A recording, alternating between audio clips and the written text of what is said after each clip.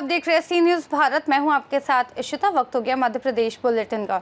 इस बुलेटिन में बात होगी देवास की, जहां सड़क हादसों में घायल लोगों की मदद करने वाले लोगों को सरकार द्वारा 25,000 रुपए का इनाम दिया जाएगा। साथ ही बात होगी रतलाम की, जहां बकरीद के अवसर पर अमन और शांति की दुआ मांगी गई। ऐसी तमाम खबरों पर करेंगे विस्तार से चर्चा। देवास में मध्य प्रदेश सरकार की राहवीर योजना के प्रचार प्रसार के तहत सड़क हादसे में घायल लोगों की मदद करने वाले लोगों को 25,000 रुपए का इनाम और प्रशंसा पत्र देकर सम्मानित किया जाएगा। देवास पुलिस ने इस जन हितकारी योजना को आमजन तक पहुंचाने के लिए बसों के नियंत्रण को जागरूक किया। बता दें कि दुर्घटना में मदद करने पर कानून से डरने की जरूरत नहीं, ऐसी कई महत्वपूर्ण जानकारियां दी गई। इसके आगे इस अभियान को school, college, bus stand, railway station, कई सार्वजनिक स्थानों पर पैम्पलेट बांटकर और पोस्टर दिखाकर व्यापक रूप से समझाया जाएगा, ताकि ज्यादा से ज्यादा लोग इस योजना से परिचित रहें। तो जो शासन की योजना है राहवीर योजना, इसके अंतर्गत घायल को सही समय पर अस्पताल पहुंचाने वाले को 25,000 रुपए सरकार की तरफ से दिए जाएंगे। तो इस पर आप जो पुलिसिंग है वो कैसे जागरूक कर रही है लोगों को और कैसे लोगों को बता रहे हैं बारे में? ये व्यवस्था पूर्व में गुड समैरिटन के नाम से योजना थी, ये स्कीम थी, और उसको अभी परिवर्तित करके उसको अब राहवीर की का नाम दिया गया है। और राहवीर योजना में जो पुरस्कार राशि थी 25,000 कर दी गई है। पूर्व में गुड समैरिटन में 5,000 रुपये दी जाती थी। और इस व्यवस्था के अंतर्गत जब कोई सड़क दुर्घटना में कोई घायल व्यक्ति को लेके कोई व्यक्ति उसे हॉस्पिटलाइज कराता है, हॉस्पिटल ले जाता है, उस दौरान उसको वहाँ पर उसको अपना नाम वगैरह दर्ज कराना पड़ते हैं।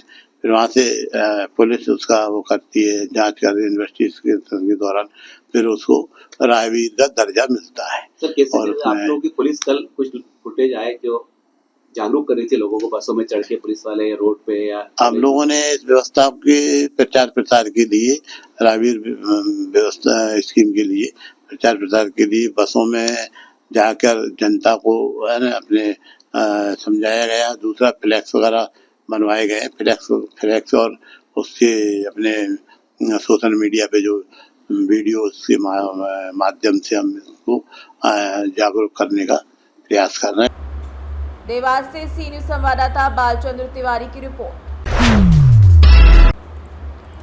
रतलाम में बकरीद के मौके पर शहर की पुरानी ईदगाह पर हजारों मुस्लिम भाइयों ने एकजुट होकर नमाज अदा की। नमाज के बाद देश भर में अमन, चैन और भाईचारे की दुआ मांगी गई। त्योहार को लेकर रतलाम पुलिस प्रशासन पूरी तरीके से मुस्तैद नजर आया। चप्पे चप्पे पर सुरक्षा के कड़े इंतजाम किए गए थे। पुलिस प्रशासन ने जिलेवासियों से अपील की है कि वो सौहार्द बनाए रखें। वालेकुम वरहमतुल्लाहि वबरकातुहू। इस बकरीद के मौके पर शासन प्रशासन का मैं बहुत शुक्रगुजार हूँ कि उन्होंने हर तरीके से अच्छा इंतज़ाम किया, और इसी तरीके से हम और आप सब मिलकर ये काम करते रहेंगे। इंशाअल्लाह तो हम कामयाब होंगे। और सदर इब्राहिम साहब जो अंजुमन के हैं, उनका भी मैं बहुत शुक्रगुजार हूँ, और उनके पूरी कमेटी का, और जितने भी यहाँ हाजिर हैं सबका मैं बहुत शुक्रगुजार हूँ कि अल्लाह ताला हम सबको दिन दूनी रात चौगुनी तरक्की अता फरमाए और हम सबको कामयाबी अता फरमाए।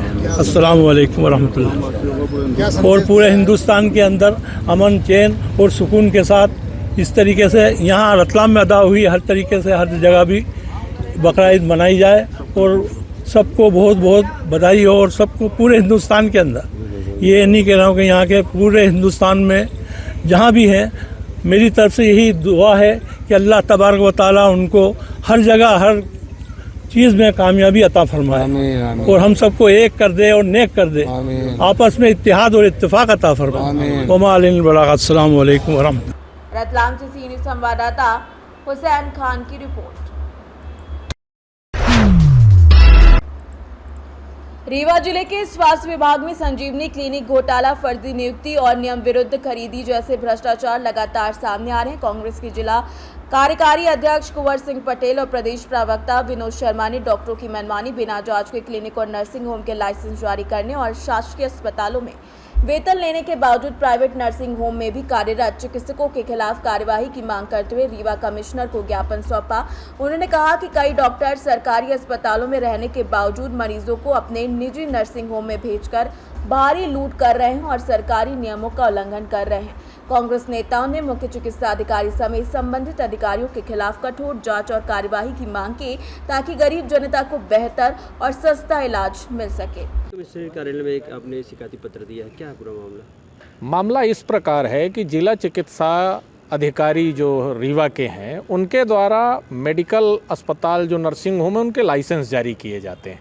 हम लोग इस मैटर को लेकर आए हैं कि जो परमानेंट डॉक्टर श्याम शाह चिकित्सा महाविद्यालय में हैं, जो डॉक्टर सरकारी अस्पताल में हैं, वो नियमित ड्यूटी वहाँ भी कर रहे हैं, वहाँ भी उनको उतनी ही तनख्वाह मिल रही है और नर्सिंग होमों में भी परमानेंट लाइसेंस उनको जारी किया जा रहा।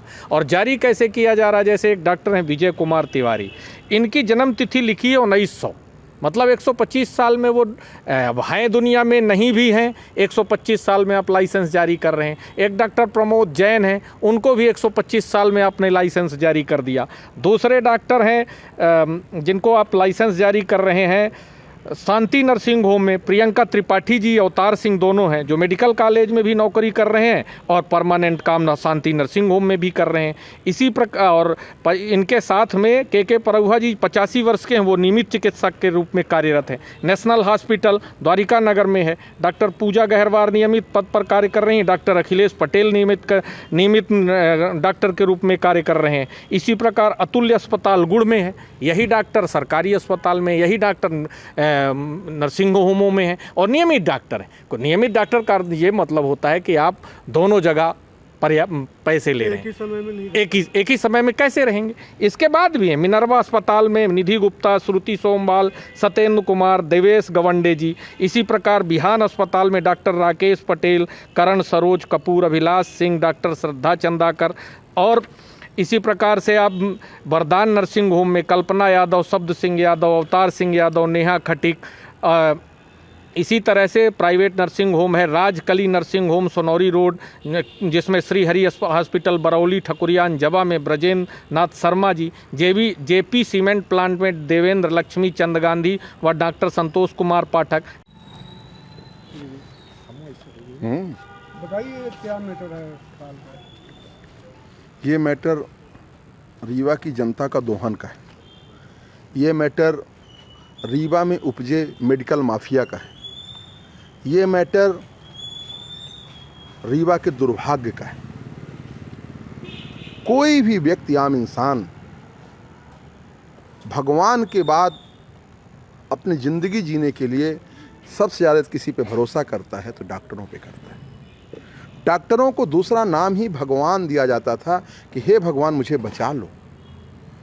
पर अब जो डॉक्टर हैं, डॉक्टर के संरक्षक हैं, डॉक्टर के रखवाले हैं, ये हैवान और हैवानियत की सारी हदें पार कर गए। रीवा में एक मेडिकल गिरोह चल रहा। काहे का चल रहा? आयुष्मान कार्ड के जो पैसा लूटने का, जो मोदी का भाषण रहता है, आयुष्मान कार्ड का इलाज। उस आयुष्मान कार्ड जब जैसे संजय गांधी में लोग अस्पताल में एडमिट होते हैं, गांधी मेमोरियल में एडमिट होते हैं, तो वहाँ उनके एजेंट लगे हैं कि 5,000 10,000 रुपये में इस हॉस्पिटल में ले चलो, इस हॉस्पिटल में ले चलो, इस हॉस्पिटल में ले चलो। और फिर वही प्राइवेट हॉस्पिटल वाले बयान भी देते हैं कि संजय गांधी में नहीं बचा पाए तो वहाँ से हमारे यहाँ आए। और यह सब तब होता है जब स्वास्थ्य मंत्री कौन है? कौन है स्वास्थ्य मंत्री? आप लोग जानते होंगे, रीवा का विधायक, जो अपने आप को खुद विकास पुरुष कहता है और ये कहता है कि मैं रीवा को चमाचम कर दिया हूँ। और सारी हदें पार कहाँ होती हैं? स्वास्थ्य सेवाओं में। उप मुख्यमंत्री है। आप ये देखो कि एक आदमी 2003 में मर जाता है, डॉक्टर हैं विजय तिवारी जी। वो एक डॉक्टर के 3 अस्पतालों में सेवा दे रहे हैं नियमित। रीवा से सी न्यूज़ संवाददाता अर्जुन तिवारी की रिपोर्ट। सारंगपुर के ग्राम पिपलियापाल में श्रीमद् भागवत ज्ञान गंगा यज्ञ और हनुमान मंदिर शिखर कलश प्राण प्रतिष्ठा महोत्सव का भव्य आयोजन हो रहा है। यज्ञाचार्य पंडित कमल किशोर जोशी और भागवत प्रवक्ता पंडित दीपक जी शर्मा के मुखारबिंद से श्रीमद् भागवत कथा महापुराण का रस वादन हो रहा है। पंचम दिवस पर भगवान कृष्ण के जन्मोत्सव को धूमधाम के साथ मनाया गया, जिसमें सभी भक्त श्रद्धालु कृष्ण के रंग में नाचते झूमते नजर आए। सारंगपुर से सी न्यूज संवाददाता नागेश्वर पाटीदार की रिपोर्ट। इस बुलेटिन में फिलहाल इतना ही। देश और दुनिया की तमाम बड़ी जानकारियों के लिए देखते रहिए सी न्यूज भारत।